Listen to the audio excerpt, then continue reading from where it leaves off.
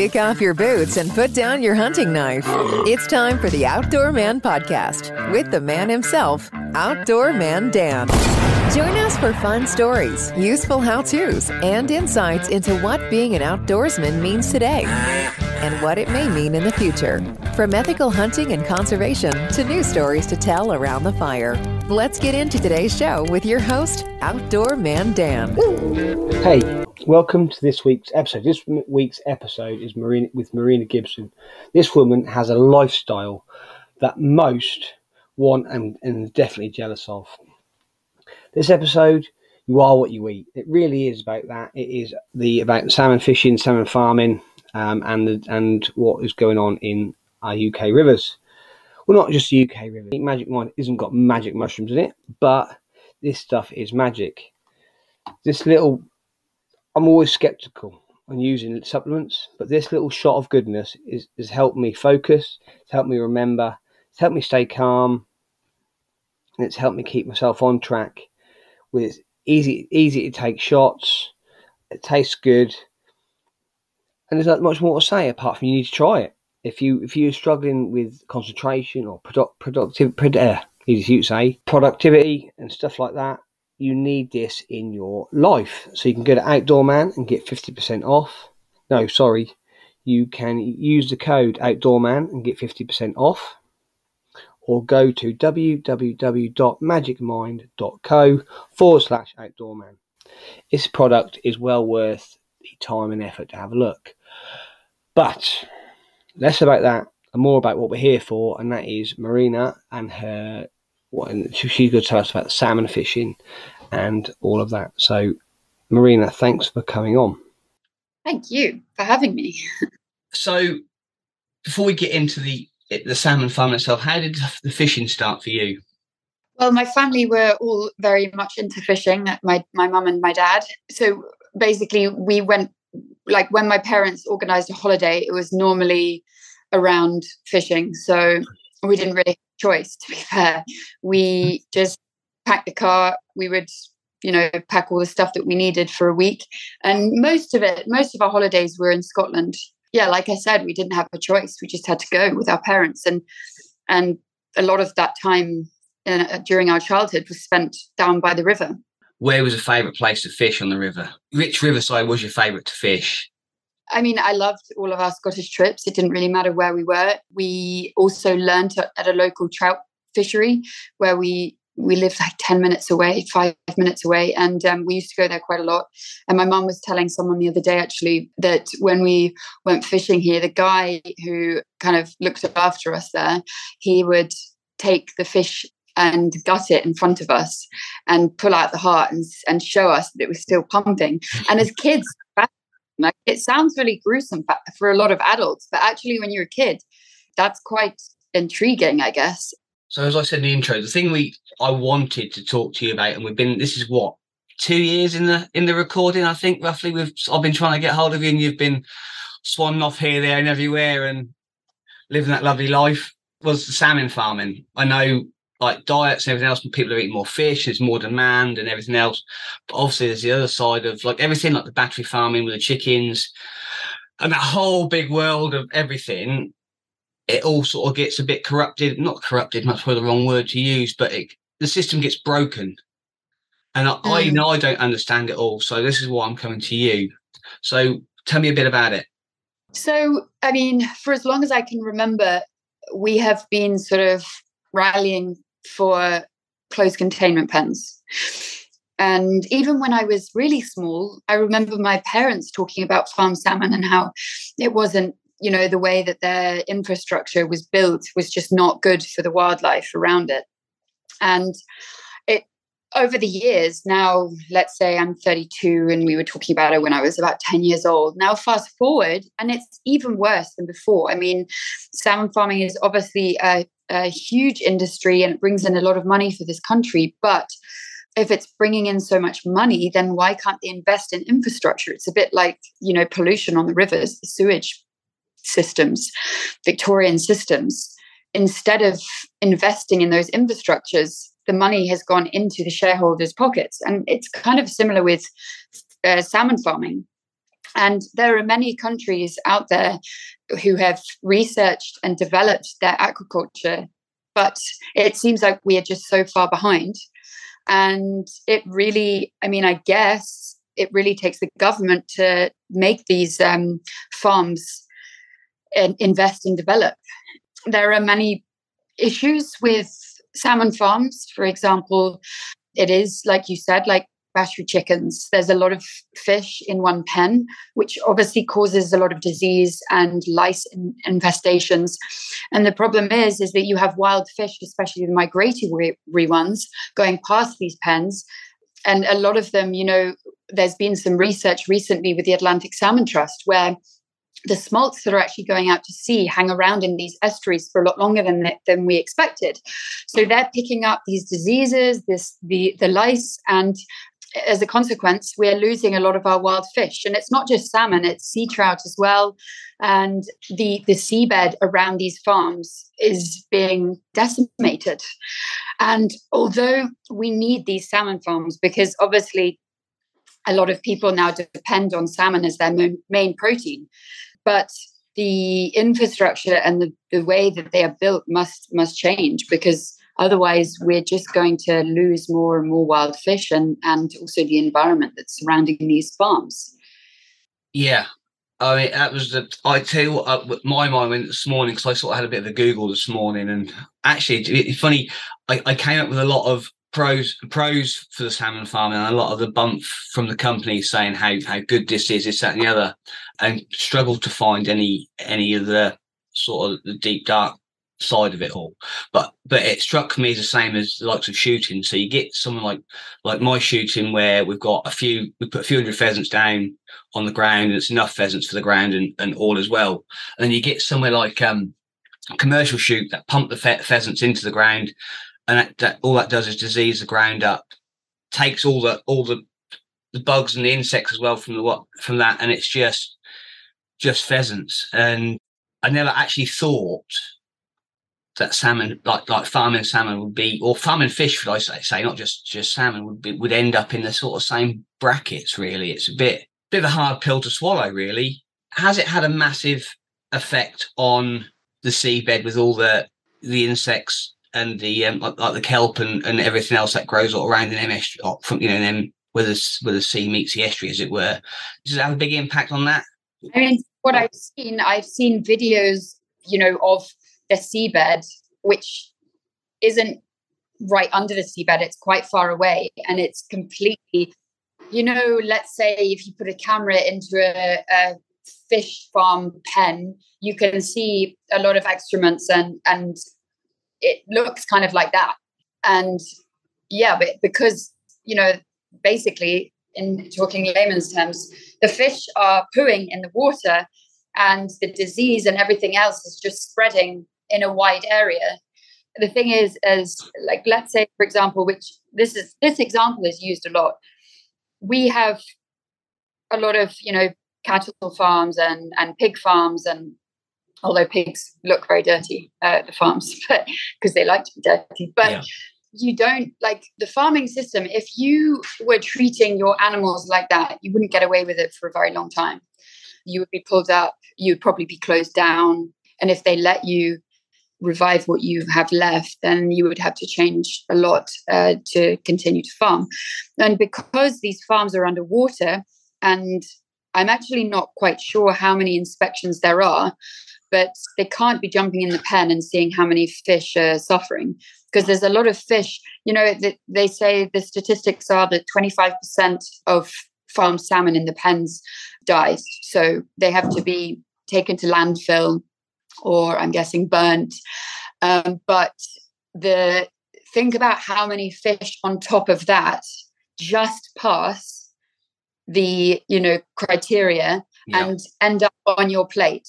These fish that just pass, they're going to be not that. If you looked at them, they're not going to be that nice cow that you've seen in the field that looks fat, and they're going to be pretty, I don't know, scrawny or deformed.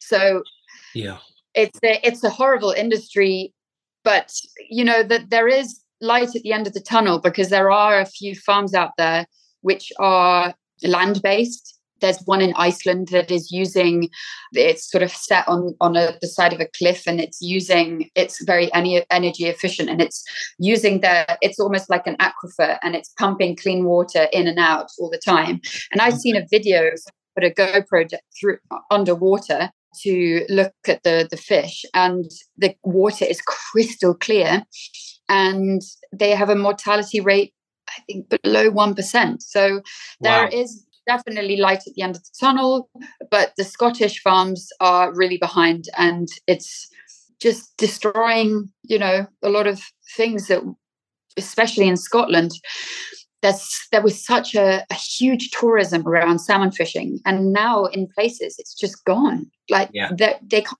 employ people to look after the fishery because there aren't any wild fish anymore.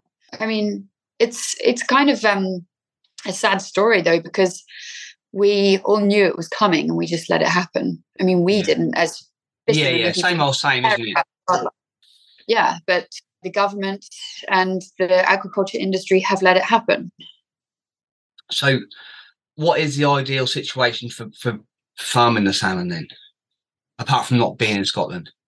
I mean, we really, farming fish is not ideal, but we have to do it to sustain the population. Yeah.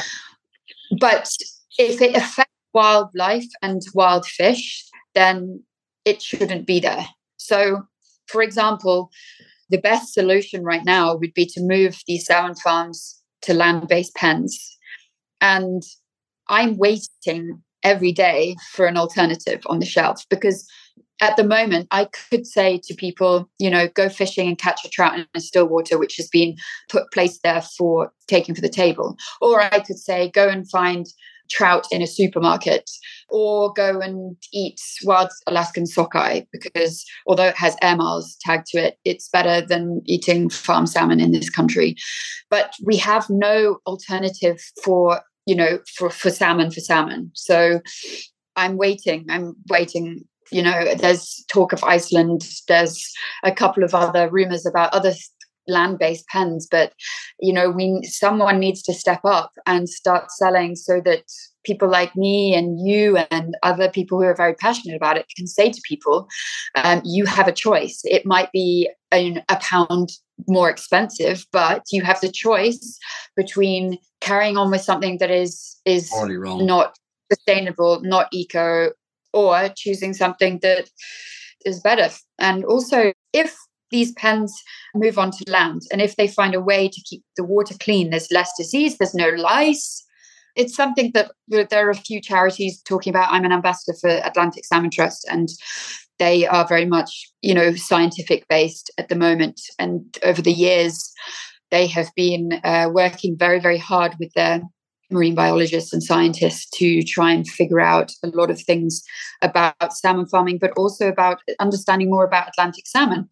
Wild fish are doing a great job with, their main thing is salmon farms trying to change that industry, and also pollution and abstraction. So there are so many fish charities. And that's why also I say that, fishermen, although some people might turn to us and say, yeah, but why do you fish? You're hooking a fish in the mouth.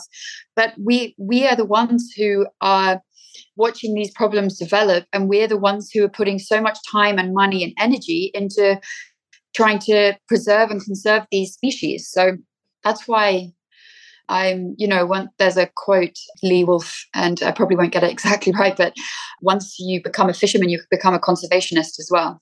Yeah, no, definitely.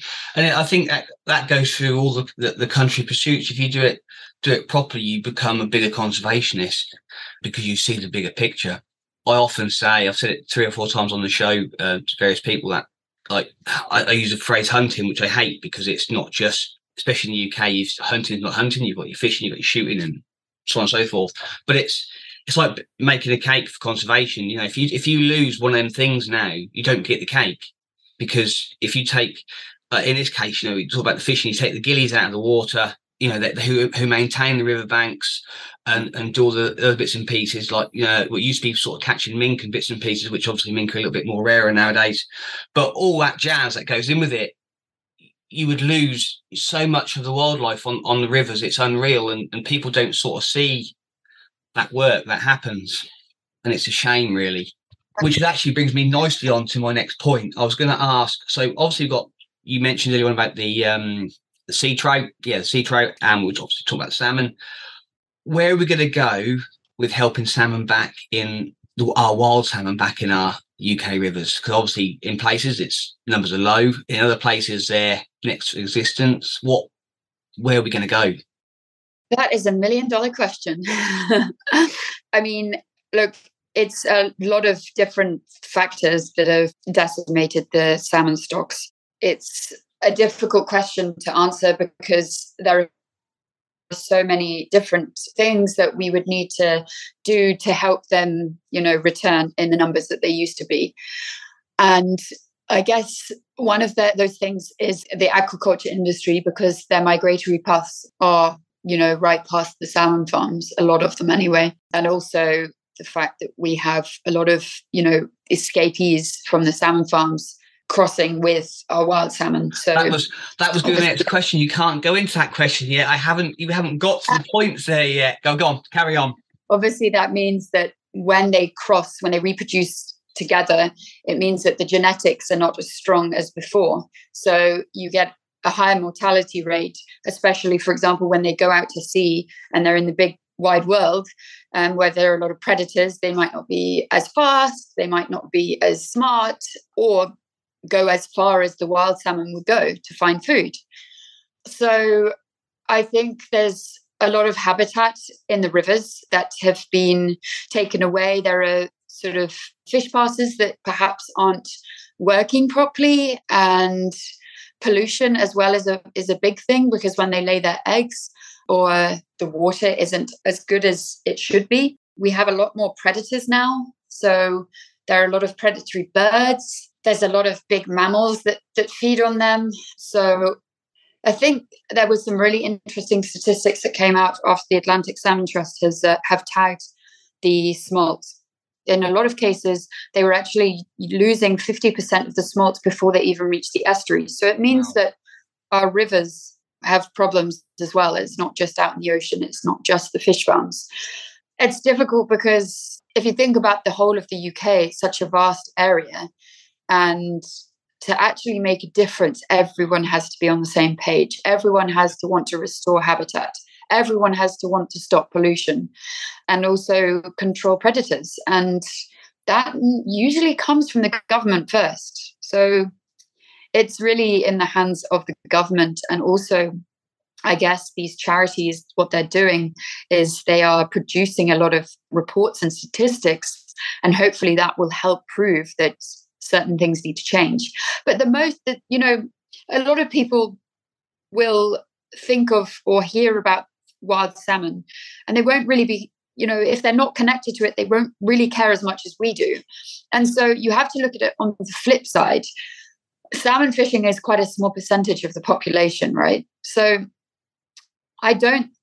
people, as long as they're getting salmon on the table, they don't really care where it's come from, right? So it's really important to educate as many people as possible and hope that more people who don't necessarily fish will care about wild fish and also the environment. The salmon is the canary, I guess, of the river. They're depleting. In some cases, the salmon are gone, which means there's something very, very wrong with either our rivers and our oceans, or both. Which means that having a dip in the summer with your kids in the river, if it's polluted, is not a good idea. Yeah, it starts upstream, doesn't it? It starts from the beds where they lay the eggs right through. And if you think of all the farming, I'm going to say I'm really digging on the farmers here. I'm not, but you got the chemicals coming off the fields when it rains into most of the rivers. Not all the rivers, because at the end of the day, most of the ditches are filled up now anyway. But you got all them man-made chemicals, and that doesn't go away. You've then got natural things going into the rivers, like trees, brash, stuff like that. And like you said, we said earlier on about all the sewers and bits and pieces, that ends up somewhere along the river course normally. Then you've got the salmon farmers, and then you've got the big bad ocean. And that's a lot of variables to play with. And unfortunately, out of nearly all them variables, we're to blame. I agree totally that education is key. That's something I've been harping on for now since Actually, since I started my career as a gamekeeper, I sort of went down that road.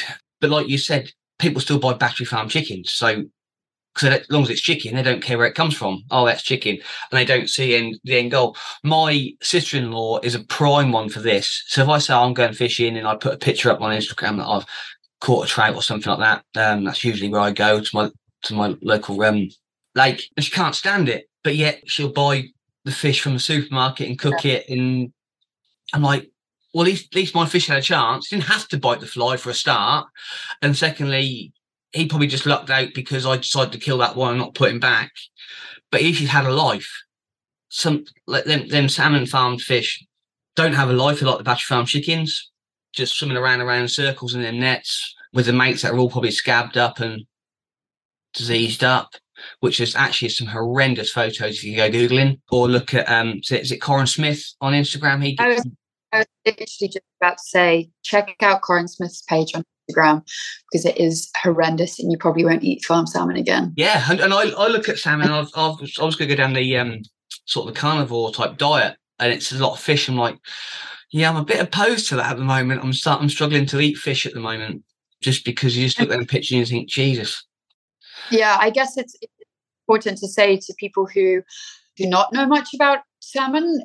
A lot of people will turn and say, well, okay, well, where can we get wild salmon? Wild salmon is not really a thing anymore because, first of all, we don't have enough of them. So you shouldn't really be.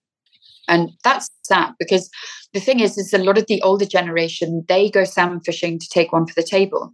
But the thing is there are just simply not enough salmon to fish like we used to. Like I used to have like a freezer full of salmon because my parents used to kill everything when I was younger because that was the thing that everyone did. But the problem is that the next generation being brought up around this type of salmon fishing, they won't be able to compare it to what, for example, I think I'm the last generation to know that it was used to be better than this. But the generation in front of us, they're not going to know how good it was before. So that's kind of a scary thought to think that they won't be fighting for what we're fighting because they won't really understand it because they will have no connection unless you've been brought up in a like salmon fishing family where they talk about it a lot. But I think, it's just a terrifying thought that, some headlines are saying that wild salmon are going to be extinct. And then the next thing is, okay, well, what do we do about that? Well, we'll have to start hatcheries up, but this costs millions of pounds. I mean, we had one of the best salmon fishing countries in the whole world, Atlantic salmon. And now we are scratching the barrel trying to catch week, if that. Yeah. So just horrendous, really. And the thing is it's always money before nature. Like the reason why there are so many salmon farms still going in the way that they're going is because of money, because it brings in so much money for the Scottish government. And they just ignored everyone. They ignored all the signs. Yeah. Yeah. And it's funny how everything always boils down to money, isn't it? Or government, or both in this case, it is a real shame. I was very late to the fishing party. I've only just sort of last couple of years sort of got into it. And because I needed another hobby, I haven't got a gun cabinet full of guns behind me. I've now got a cupboard full of rods, and then like we were saying earlier on, the spear fishing. So I've now got 2 spear guns. I only need one. I've got 2. And it's sad to think that I'm not going to be able to get the opportunities just to go and do what others have been able to do because of something so simple. To be honest, like I was talking about salmon to a friend of mine the other day about fishing for salmon. He went, well, do you want to go to Iceland? I'm like, I think we're going to have to. It's sad that, like you said, once upon a time, I could have gone a few hours up the road and been fishing for salmon, and quite a few salmon, to the point now where I've got to get on a plane and probably fly if I want a chance of catching a couple of salmon. The thing is, like, also, I mean, what I haven't mentioned as well is that we have obviously a lot of commercial boats out there, fish, netting a lot of the fish. I mean, I saw something the other day that said that we've taken the first, top half of the fish in this country, like the first 50% of the fish. That's why they're bottom trawling, because we have nothing left. And we've sold all our fishery rights to, other countries, and they're scooping up. And even if they aren't meant to be targeting salmon, they're still catching them, and it's bycatch, and they're dying because a lot of the time, these huge nets scooping up so many fish, they then get pulled together, scrunched in, and then it goes into a tight ball, which is then lifted up onto the boat. And by the time they start chucking these fish back, whether they do or not, they're dead. So there's so much waste in this world, and it's that's why I definitely am more conscious about what I eat, like where my meats come from or where the fishes come from. I usually, it's such a vicious circle, but I'm trying, to be a little bit more wary of what I'm eating and not eating as much, because there is so much waste everywhere. Yeah, I get that. And that's one of the reasons why I started Outdoorman, to be honest. That was the main clincher for me. I even thought about starting its own Instagram sort of page, but something called the ethical freezer, just where all the bits and pieces that go into freezing you can sort of keep, because it's just, so, like you said, so much wastage, and that goes for everything, even through the shooting community. If you only got to look a few months back, there'll be images somewhere where someone shot pheasants and then chucked them out the window on the way home because they didn't want them. There's people crazy. And there's people starving in the UK, homeless, and you just think there's got to be some middle ground. But unfortunately, we're losing it. So if anyone wants to find any more information out, where can they find it? So I would obviously look at Corinne Smith's page, because I'm pretty sure that's the number one reason why some people have stopped eating farm salmon.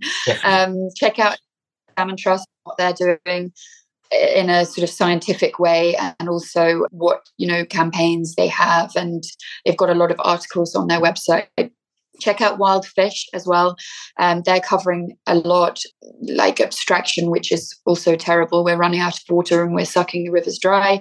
The salmon farming stuff, that their campaign Off the Table, which is basically trying to make chefs and other food influencers stop using farm salmon. And who else would I say look at? And the thing is also every time I post about farm salmon, I get some people who obviously work on the farm salmon, the salmon farms, sort of trolling me, and they're saying, you don't know anything. And the proof is there already. We all know that farm salmon, the agriculture industry, is bad and it has to change. We're not trying to cancel salmon farms. We're not trying to take them away. We're trying to change them for the better. And that is not a bad thing. You can't argue against that. No. And I can't think off the top of my head, Missing Salmon Alliance, that's a great one as well.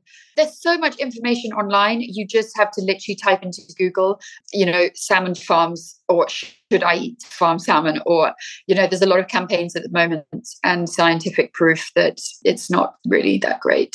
But hopefully, one day soon, this Icelandic salmon farm will have an alternative, or another salmon farm somewhere else, and hopefully one day in the UK as well, because once we can divert farm salmon in Scottish farm salmon to actually a sustainable one that is more environmentally friendly, then hopefully we'll try and change a lot more minds. Indeed. Thank you very much for coming on, finally coming on, shall I say, because it's been 2 years, and it's been an absolute pleasure, so thank you. Thanks for having me. You've been listening to the Outdoor Man Podcast. We're glad you're here. We'd love to connect with you on social media. Find us on Twitter at Podcast Outdoor, on Instagram, Outdoor_man_podcast, on Facebook, Outdoor Man Podcast, and you can even reach us by email, dan@outdoorman.uk. Let us know your outdoor questions, and be sure to tag us when you're outside living your best life. Until next time, be the example.